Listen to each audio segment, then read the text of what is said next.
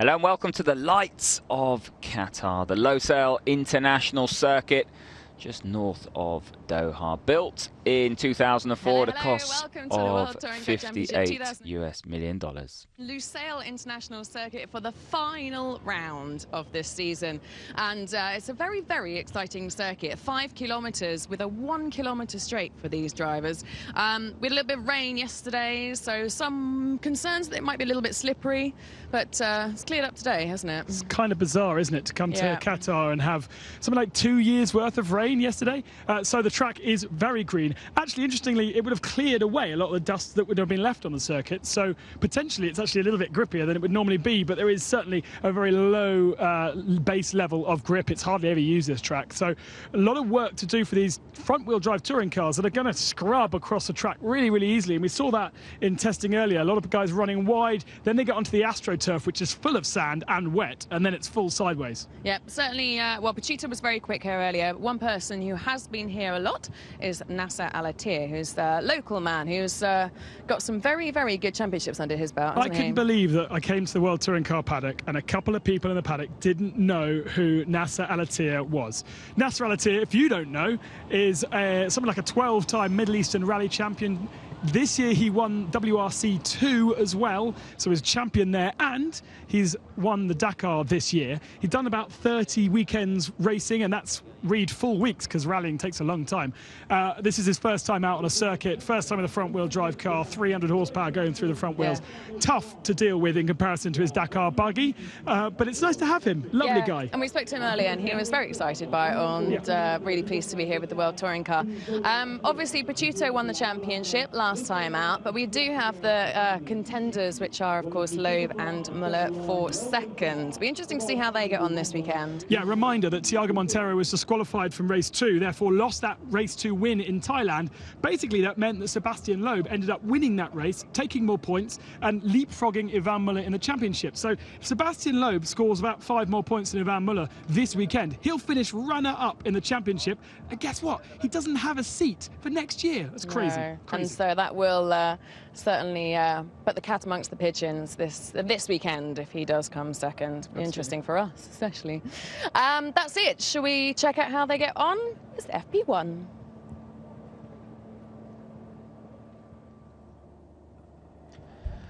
Well, thank you very much to Alexandra and Ben down in pit lane.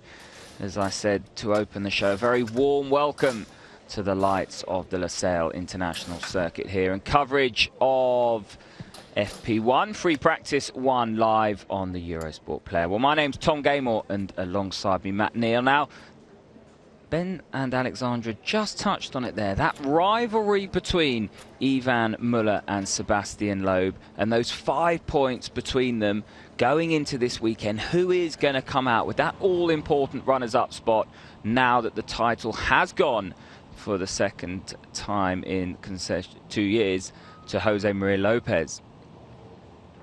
That's right, Tom. I mean, it is the second year in succession. Citroën and Jose Maria Pachito have been the dominant force in WTCC, but there is still plenty going on. We've got a serious scrap for second place between the other two Citroën drivers, Loeb and Muller, in the factory Citroën stable, but also a big fight between Honda and Citroën for the Yokohama Cup, with Mehdi Banana in the Sebastian Loeb Racing Citroën against Norbert Michelitz in the Zenga Motorsport Honda Civic Type R. So that's going to get tense. And Michelitz has been the quicker of the two all year in the Honda, but he's just had a couple of bad runs in recent meetings. But you know, the factory Hondas, they're carrying a bit of weight, but they should hopefully be able to take a wee bit of a fight to the factory Citroëns as well. Now there is the Sebastian Loeb racing machine of Mehdi Banani. Now Mehdi Banani, as you just mentioned, is in that fight for the Yokohama's Drivers' Trophy. That's effectively for independence. 3 of his 6 class wins have come in the last 4 races, and that highlights the difference between him and Norbert. Is quite interesting, obviously, with the departure of Loeb next year. But what I want to ask you is how the atmosphere is as a result of that. how the atmosphere is.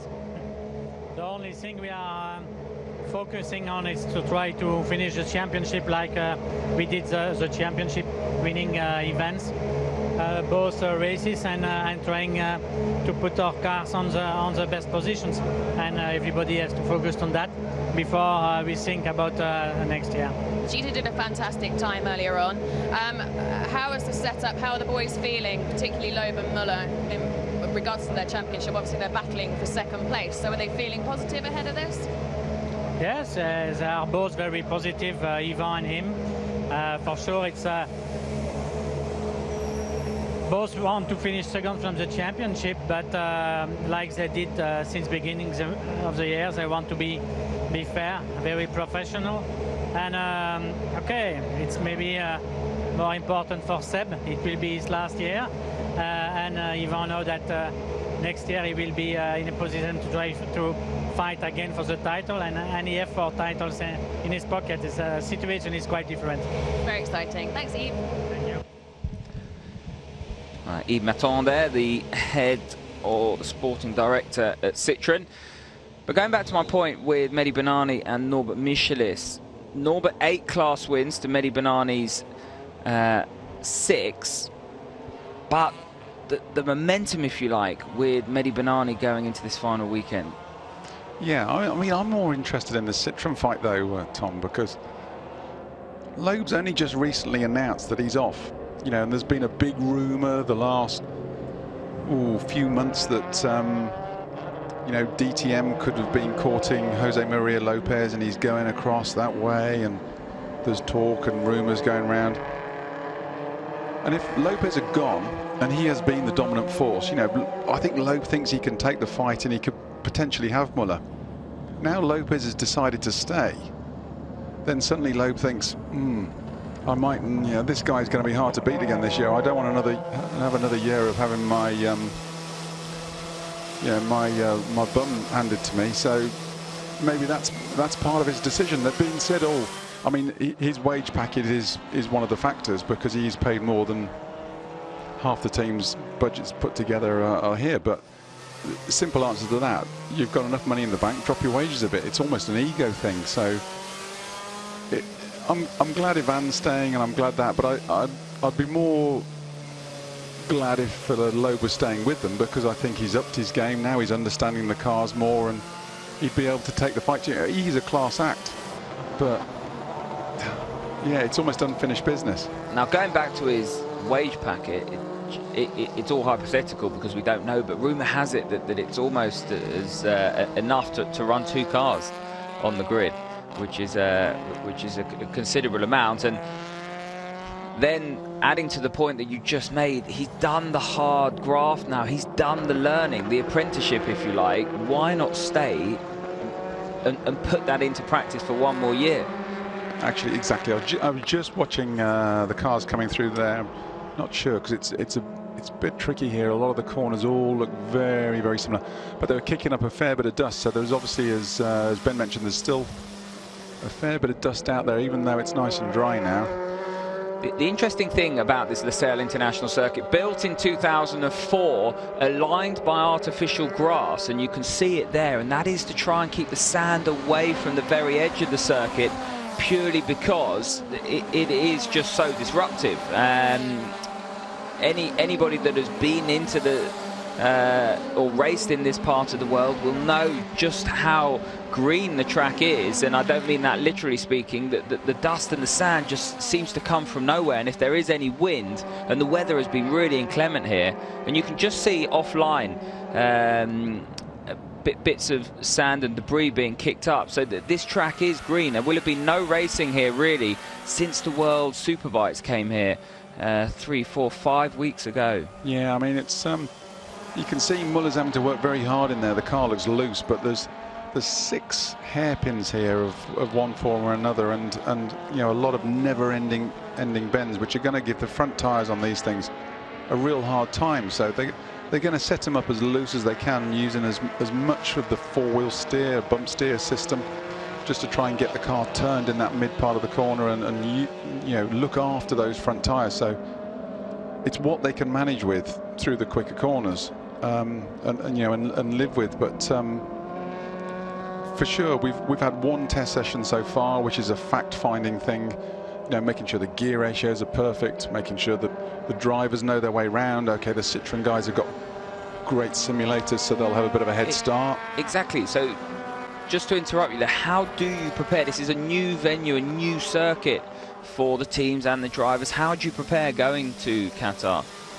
Very, very difficult. I mean, Citroën have obviously got great simulator. Others will have some form of simulator. Some will have no sims. So literally, some of the drivers, they'll just be looking at in-car videos from previous meetings here, or if they can't even get in-car videos, on-bike videos from the World Superbikes or something like that, just to try and learn whether it goes left, right, whether the road drops away or whatever. But as you mentioned, before we even walked into the booth, so much of this circuit looks so the same. It's really hard to pick up. It's really hard to learn. And you've got a very limited time. You've got 30 minutes of testing and then 2 30-minute free practice sessions, and it's a lot to take in. You're going to be committed. They're doing over 150 mile an hour, 250 Ks, and they've got to be inch perfect with these cars. And now you see, that's Loeb getting very sideways, something he's accustomed to doing, but not in a World Touring car. You see there a prime example of his driver skill, but who does this, whose hands does this play into a new track, a new venue? Sebastian Loeb's had to do so much learning over the last year or two, and there he is again, fantastic to watch. But which of the drivers do you is it the experience of Tarquini, is it the edge and the skill of Sebastian Loeb, or is it that man Jose Maria Lopez again? It is a bit of a lottery. I mean, who's going to make it? But we're always looking for a chink in Lopez's armour, because if you win, it's human nature. If they win too much, you want to knock them off the peg rather than see him just keep on going. But he's just like a clock. Wherever you take him, wherever you put him, the guy's been a class act. The last 2 years, we've been watching him in WTC. He is undoubtedly a worthy champion. Okay, he's in the best car, with a great team and at the moment, but he's got two pretty serious teammates against him, multiple world champions, so you can't take anything away. But the rest of them, it is a lottery. I mean, as I said, there's 6 hairpins here and a lot of never-ending corners. The Honda has been phenomenal in getting out the tight and twisty stuff, so could this be a Honda circuit? They are carrying a bit of weight this weekend, or we're overdue for a result from a Lada, so it's we'll be looking for one from them.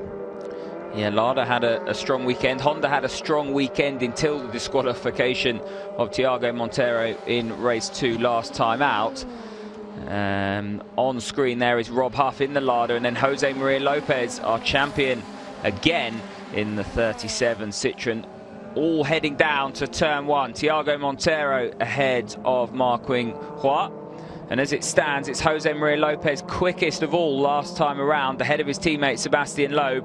Mehdi Benani in the Sebastian Loeb Citroën in 3rd, with Nicky Katzberg in 4th. So good to see the Lada up there. The Lada carrying 10 kilos extra compared to this time a few weeks ago in Thailand. Everybody else as it was. The Chevrolet with no weight penalty. The Citroën carrying 60 kilos, almost an extra person in that car. The Honda Civic with 40. I was looking at last year's weight ballast. Looking at this year's Chevrolet have 0 kilos. Last year they had 40 kilos in that car at the final round. Yeah, they just try to make it a bit more painful to pull them back into the pack, but Citroën just seem to up the game a wee bit more. People have asked about how does the weight differ for the World Championship to the British Championship, the British touring cars, and it is quite different. In the World Championship, it's done on a calculation from lap time performance, and it's done per mark. So, there's one of the Citroëns running very, very wide there. Just trying to clock who that was. Yeah, almost needed a pass to get back in there. So because it's the fastest car of that mark in every session, and so Citroën's. Oh, there we go. Nice difficult big, to see from there. I think that's Lopez, I think, or Marquin Hua, one of the two. I don't think it was Ivan Muller. I think that was a second car running wide. Yeah, now the just going back to the weight. So it's per car, per mark. So all the Citroens will carry the same weight, and they're normally pretty heavy because they're up there getting the results, and it can go back to 0 and up and down. In the British Series, it's per driver, and it's on your championship position. So the guy who's leading the championship, which was Gordon Shedden this year, he would be carrying 75 kilos as opposed to 60 with the Citroen. So it's more weight you've got to carry in the British Series, but then it comes down pro rata down to 10th place, which personally I feel is a better system. It pulls the quick drivers back, but it is what it is. I agree, because if you're in a car that's being penalised, like the Citroen, and you have a few bad opening rounds, like Ivan Müller had, for example, and then you get the weight slapped on, it's very difficult to, if you've got a quick Honda or other cars around you, to then claw back the advantage that some of your teammates, Jose Maria Lopez, for example, may have, because you're being penalised for his success in the opening rounds, even though you didn't finish. Whereas in the British Series, it would be the individual being pinned back, and that gives you an opportunity to use the equipment underneath you. If you're in the same team, it gives Muller and Loeb a chance to pull Lopez back, which is it's what we want. We want a nail-biting finish, and when Andy Priau was winning the World Championship back in the day, it was done per driver, but I can remember arriving at Macau and we had 5 or 6 drivers in line for the championship. I mean, it was in one shape, form or another, but I think it's a system which we should go back to, but I'm not Francois Ribeiro, who's the big cheese of the big fromage. He's a big cheese, or the big cheese. So 10 minutes gone of this free practice 1 session here in Qatar. It is Citroen ahead again. Jose Maria Lopez ahead of Sebastian Loeb. Then it's Mehdi Benani in the independent. Sebastian Loeb racing Citroen in 3rd. Nicky Katzberg 4th. Ivan Müller 5th. And in 6th place, Stefano D'Aste. So the top runners completing their install laps, if you like. What's going through an engineer's mind now? What's the run plan for free practice 1, having had testing already? It had 30 minutes of testing this morning. Well, I think the one thing is they just want a car back in one piece. They want the driver to go out there and get as many miles under his belt, look after the thing, keep the car in one piece. I mean, the one good thing about this circuit is that it's pretty safe. You've got a lot of runoff area. Okay, the AstroTurf might be wet, but you've got good runoff, as in with either asphalt or gravel after that. So the cars, you can take a few liberties, you can take a few risks, looking for the limits on the car and get away with it. And it's about pushing the envelope and seeing what your car's going to do. Good stuff. So any of you watching on the player and you have any questions for myself, at Tom Gaymore, Gaymor, or at Matt Neal Racing, we'll try and read those out and get them answered for you as we crack on into this free practice 1 session. 17 minutes left on the clock, and there is Nobby Michalis in his Zengo Motorsport Run Honda Civic. 2nd in the Yokohama Drivers' Trophy. Leading, I should say, sorry, with 8 class wins. And he's leading ever so slightly because he's got Mehdi Benani in the Sebastian Loeb Racing Citroen hot on his heels. And Mehdi Benani, as I said earlier, has been the man of the moment in that category. In the Yokohama's Driver Trophy category, effectively for independents, Matt, for drivers that aren't in a factory team. Yeah, I mean, Michelitz has gone fantastic all year, but I was just looking at the timing screen here. I mean, Lopez is top of the pile, and he's almost 9/10 clear at the moment, but he's just set fastest front sector again. So, I mean, the boy is he's certainly on it at the moment. On screen is Rob Huff, now an 8-time Macau winner, the most successful car driver ever around Macau. He won last time out. A bit of rear wheel steer in that as well. Yeah, and that hurts you because you kind of compromise your exit a little bit out of 1 for this sort of long turn 2, then it's a sweeping turn 3, then up to a heavy braking zone that is turn 4. But raced in the TCR International Series last time out, as World Touring cars don't go to Macau anymore, as so many of you know, and he runs out of track. That was just a little bit of oversteer on the way in, and the same thing happens to in turn 5. And you can just see how slippery it is offline. Bit of drifting there off Huffy. He's definitely exploring the limits, but just got onto that AstroTurf. You could see the sand coming off it. So he's had a ballistic first half of the season, and it's gone a bit rotten for him in the second half. What's happened there? The rear's just got away on the way in. The track's obviously a little bit dirty. They're running the car very, very loose.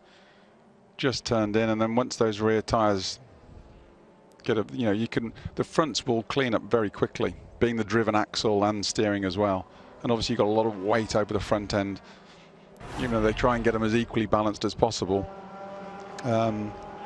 Yeah, and the rear's just let go, but he'll maybe take a few corners to try and clear his tyres up. He obviously didn't spin, so there's maybe no flat spots on them or anything like that. Then have if he might have another crack, see if he can hang on to it, or he'll bring it back and box it, and see if he can nail the rear down a wee bit more. Yeah, there's always that balance between what the driver wants, what the engineer can deliver. Talk us through the shift in the Lada Sport Garage. Nicky Katzberg coming in, Nicolas Lapierre coming in. Lapierre, certainly a big name within the world of motorsport. Nicky Katzberg on the way to becoming a big name. Katzberg testing for Porsche as well in their rookie test, the World Endurance Championship in Bahrain. So a short trip over here, and his bonnet resonating down the straight they've there. had a bit of that all year at the high speed. Obviously got to be... it's only been at the real high-speed circuit, so they're obviously getting a good run down there. Yeah, the driver lineup at Lada has been, I think they've had more drivers than Wales had the players in the Rugby World Cup team. So they've been going through them like a dose of salts. And you know, I was saying they started off with obviously Huffy, Jimmy Thompson, and Michael Kozlowski, and Huffy was ballistic, and he basically he killed the other two off just because he was so fast. And they introduced Katzberg and then Jaap van Lagen, and I don't know why Jaap's been moved out or sideways and everything for Lapierre, but Jimmy's got sort of moved sideways, as did Kozlowski, and it was, they weren't giving the results of Huffy. It's a little bit unfair, but it's a brutal society, you know. You know, you're either a hero or you're a zero, and Huffy sort of destroyed them in the first half, but he's having some of Jimmy's luck and Kozlowski's luck in the second half. So it just shows you how quickly the status quo can change. Especially in motorsport, because it doesn't take a huge amount just for things not to go quite right. And then you get judged very, very quickly, and sometimes unfairly. Jaap van Lagen is an incredibly talented young driver, somebody that, well, he's not that young now, is he? And I can say that because we're similar age. But somebody that I drove against when I was competing, and somebody that was always very, very quick, renowned for being very fast, like a super sub, if you like, in the junior formula, single-seater convert, as is Nicolas Lapierre. Well, but Lapierre came from World Endurance, an LMP1 car. He knows the speed. He knows how to drive quickly, Lapierre, but... it's a very different car, this. I don't really know him as well. I mean, I know when they had Van Lagen and Katzberg in there. I mean, Van Lagen, they put him in just before Nürburgring Nordschleife circuit, and he was ballistic first time out. And those two, both being Dutch, they're a good double act. They're quite a pair of tricksters. You know, they'll be chatting away in Dutch around you, and then knowing that they're lining you up for a quick prank, of which they did to me on a few occasions. I managed to use my old age and cunning to get away from it from the first few times though. Pull the ripcord, sharpish. Nice drawing of Gabriele Tarquini as we look at him on the start and finish straight. 53 years of age and not looking a year older than that. Gabriele Tarquini going very well in his Honda Racing Team Yaz car. And lock up into turn one, just finding the limits, and that's very much the double-edged sword, isn't it? You're trying to find the limit in these conditions, but the track is only ever going to improve. So what you're learning as a driver, it's kind of frustrating, isn't it? Because you know that there's so much more performance underneath you, and the car, once the track rubbers in, and the track is going to change immensely, and we've only had a limited amount of running. That we had the testing this morning, and obviously this is the first taste. The testing is going to give them a taste of what qualifying is going to be like tomorrow morning, because over here in Qatar, Friday is Sunday, or our Sunday is their Friday, or vice versa. So it's all going to be done on one day, I think, because that's when the king likes to see it. So qualifying is going to be in the morning, and then we're going to have the 2 races on the evening. So the testing this morning was a good simulation for the teams for qualifying, and then obviously the 2 free practices will be for the races. Yeah, there was actually a request put in by Qatar to the FIA for a date change to avoid the Saturday because of a political event that's going on. That's what I understand, and also the Formula 1 in Abu Dhabi, not a million miles away. So for the first time ever, there was a good flogging going on or something, was there? Well, can't possibly say, but yeah, political event is what I've got written down here. So that'll be it. Yeah. No, it's being diplomatic. This is the first time the World Touring Car Championship will ever race on a Friday. Well, I can't say will ever race on a Friday. Has ever raced on a Friday. Well, at least they get a nice weekend off. Go to Abu Dhabi. Yeah. Tom Coronel onto the start and finish straight. This is a very, very long straight. I think it's about 1.5 kilometers. It's a fairly long circuit here, 5.38 kilometers in total, 16 turns. And I tell you what, it is similar to Bahrain, but for me, this circuit here with the artificial grass runoff, it doesn't lend much in terms of helping the drivers pick reference points as they go around. There's not much in the way of scenery. I mean, obviously the drivers. It's very barren for markings, isn't it?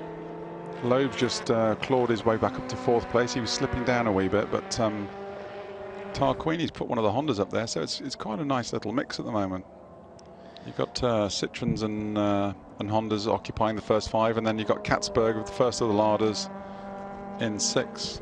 Volante first of the Chevrolets in 8th place at the moment, but again, they're going to be finding their times. They're not going to be wanting to burn up new tyres at the moment, so they'll be doing a bit of housekeeping, finding out what's what and what they don't like as much as what they do like. Nasser Al-Attiyah, WRC2 champion, and one thing that wasn't mentioned, and we've heard this earlier, he's a bronze medalist from London 2012, so he's an Olympic medalist as well, just to add to your resume. That's just something casual, isn't it, that you just slip on the bottom of your CV. I mean, it appears with his, Paris-Dakar stuff and his rallying and everything, he's a massive all-rounder, but you get that in sport, don't you? Like Carlos Sainz in his rallying, he was, trialed for Barcelona, and then he was a Spanish squash champion. Some of these people, they are incredibly talented. It's whether it's a hand-eye coordination, a balance, or determination, or whatever, and they just choose their given sport, that they're going to focus on at that time. Yeah, there's something in that, isn't there? Just that sporting pedigree, that natural movement, that eye coordination. But well, Loeb with his gymnastics. Yeah. He's an incredible athlete. You see him stripped off as Alexandra, I'm sure, would like to do, and he's fully ripped up. He's a proper athlete there. Yeah, don't give her any thoughts. She's got Ben. She can be happy with Ben. There you go. In the pit lane. Double act in the pit lane. Hopefully Ben's not stripping off. Mehdi Banani in his Sebastian Loeb racing machine. I quite like the livery on this car. Stands out every time you see it. Now, I first saw that livery without any decals on it, so it was just the lines, and it was looked like someone had an epileptic fit as they were trying to put it on. But now it's all sort of pieced together. It does work. Obviously, it's It's an adaptation of the Moroccan flag they're working with. I've got impressions of Art Attack now, where you just throw a can of paint and Tony another Hart. one at the... Tony Hart's probably a bit before your time, isn't he? I don't know. He was good, though. I think I had a haircut similar to his at one stage. My prep school days. Just not as grey. No, I've gone grey a little bit. It's just 20 minutes sitting next to you. So 6 minutes left on the clock, and Jose Maria Lopez still quickest, and he's quickest by a fair margin now from Mehdi Banani, the man on screen. And the reason we're watching Mehdi Banani is he's just gone second quickest of all. Gabriele Tarquini up to third in the Honda, the lead Honda in third. He's 9/10 of a second off Jose Maria Lopez. A second behind is Sebastian Loeb. And then Nobby Michelis in fifth. Nicky Katzberg still in the top 6 in that lead Lada. He's doing a good job. Ivan Muller down to 7th now. But this will change quite quickly as some of the teams and drivers go one way on setup, some go the other. And the track just continues to rubber in. We had more rain yesterday than we've had in 10 years, or Qatar has had in 10 years, the last 10 years apparently. There was lakes and all sorts as far as you could see, but has drained off fairly well. I don't think drainage... Or as Cornwall's had in 10 minutes. Exactly. Yeah, it's very wet in Cornwall and windy. But look at that bonnet resonating. That can't be... there must be air getting underneath there. Well, it's exactly what I thought, but it can do that from just pressure on top of the bonnet. You know, they do like a ripple wave. Yeah, and it's so thin, you know, for weight saving. You know, they try and get all the weight down. They're all running wide through there, aren't they? They're finally exploring the limits. It doesn't, you know, from the outside camera angle, it doesn't look too bad. De Moustier, good job his surname's not double-barreled, otherwise you'd run out of windscreen there. Yeah, Bamboo, who run, Craft Bamboo guys who run De Moustier, obviously have been getting some serious air miles in, the same as Huffy, because they run cars in Asian Le Mans series, which they were out last weekend. I think they were at Macau, as they obviously got TCR cars, which they're at Macau with. They're trying to get the championship. I think they finished second with Pepe Ariola. Yeah, so they've been clocking up some serious time in the sky as well. So hello to Vicky Butler, who's watching. She says it's very strange seeing WTCC cars in the dark. It is indeed first time that they are going to race under floodlights. This circuit didn't come with floodlights. It was built in 2004, like I said, but in 2007 the floodlights came, and then it became the most technologically advanced floodlit sporting venue in the world. That's now been inherited by Yas Marina, Abu Dhabi, but nevertheless it's still a really, really impressive venue, this Losail International So Tom, was this Circuit. ever built as a Formula One installation? It was built in 2004, like I said. They had their first MotoGP Grand Prix of Qatar in 2004. They've never missed one since then. The World Superbikes come here. It's very much a bike circuit, and it's very difficult from memory to really try and pinpoint when other major championships have been here. The GP2 Asia Series came here, so that was like a GP2 Winter Series, if you like.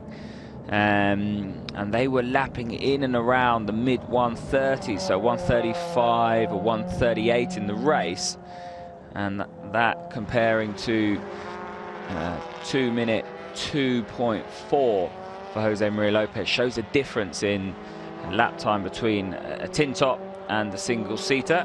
Mind you, those GP2 cars are incredibly quick, and quite a few of the F1 teams would say that as well. It's a long, I mean, it's a mega facility, but it's a long old lap for these. I mean, you know, over a 2 minute lap is, because these you know, modern WTC TC1 spec cars, they are a notable step forward on pretty much everything out there except DTM now. And the challenge here is obviously the nature of the corners for a front wheel drive car is very, very difficult, and we're also seeing the rear of the car not being able to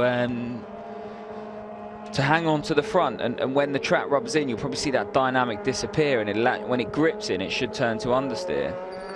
Well, I always say there's a very fine line you tread between having a car that's great under you and overstepping the mark or understepping the mark, and so you either look a genius or you look a fool. So they've got to be exploring it. At the moment, you know, it takes time to make the serious adjustments on these cars, and there's so many different things they can do. So the engineers and the driver have got to take a few liberties.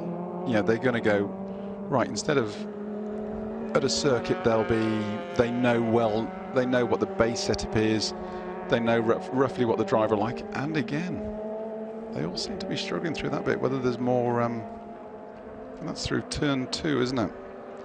And it's a very different line on a bike. That's why they've got no exit curve there.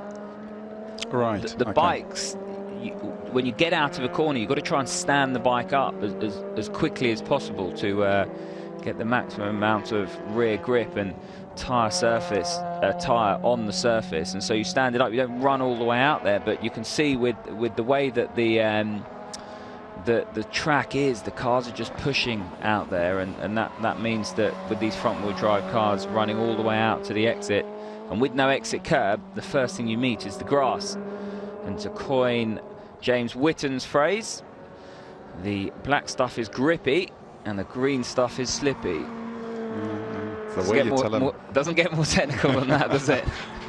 They're just seeing Michelit's there. He has been a bit of a, he has been a class act the last couple of years, and there was rumours of him almost stepping up to one of the Castrol factory cars, but you know, he's got a long-standing sponsor, you know, with him and the Zenga Motorsport guys, so I don't think he wants to lose that. But he has been a find for the Zenga guys, you know, and he has been great fun to watch. He's always getting stuck in there, so I just hope that all continues, and you know, we have status quo there. So checkered flag is out here in Qatar. That brings to an end free practice 1. And don't forget, we'll have free practice 2 live for you on the Eurosport Player. That's at 9:30 p.m. local time, 6:30 p.m. British summer time, 7:30 p.m. Central European time. There you go. A bit like a international talking clock. But going back to the classification for FP1, it's Jose Maria Lopez, or Pachito as he's commonly known, the Argentinian world champion, quickest again as he was in testing this morning. So a good start to the weekend, and we talked about who was going to be quick off the mark, learning a new track. Jose Maria Lopez again showing his class. And then in second place, Mehdi Benani in a Citroën, but a Sebastian Loeb Racing runs Citroën.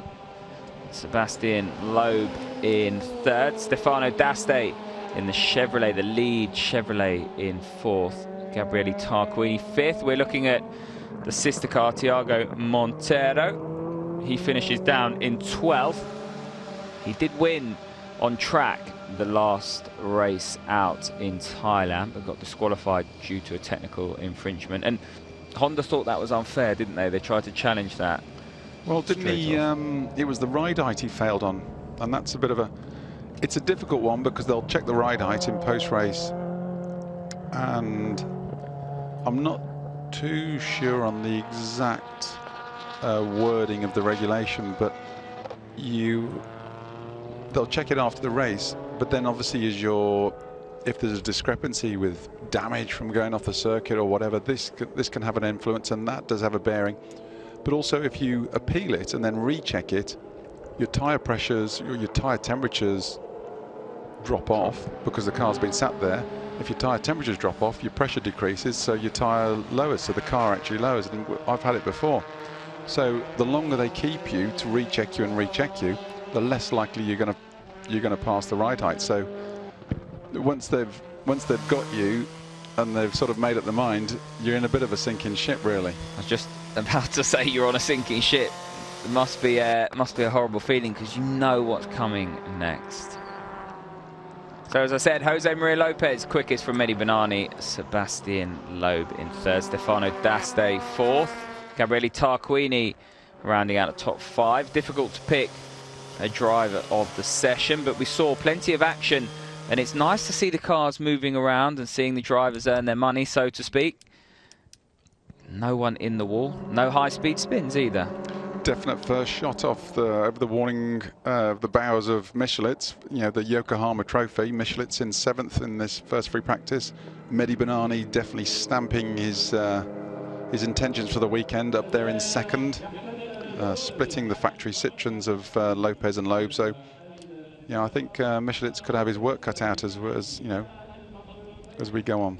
As we were saying at the beginning of the show, Mehdi Banani, 3 of his 6 class wins coming in the last 4 races. Man out on track, of course, was Lopez, but it's very nice to come down here and have a chat to this gentleman here who's flying, Mehdi Banani. What's it like out there?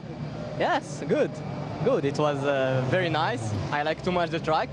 I hope one time we're gonna have the same track in Morocco.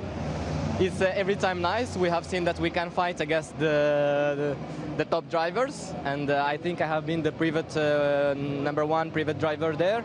It's nice because in front of us we have only factory and official drivers. You know what does it mean? So it's nice. We give to the Arabic world and Moroccan that we are not here only to be one driver against the others, but really to fight with them. And one time to get the World Championship, why not? I was going to say, let's talk about your Independence Trophy. You're only, what, 7 points behind Norby? Yeah, every time. I know that the team every time give me everything what he is doing, Norby Mikelitz. I know that he's a great driver. He's already factory 1, so I think we have a good driver against us to fight for the championship. I will do my best. And how we say, inshallah, we will see. Inshallah. Thanks, Mehdi.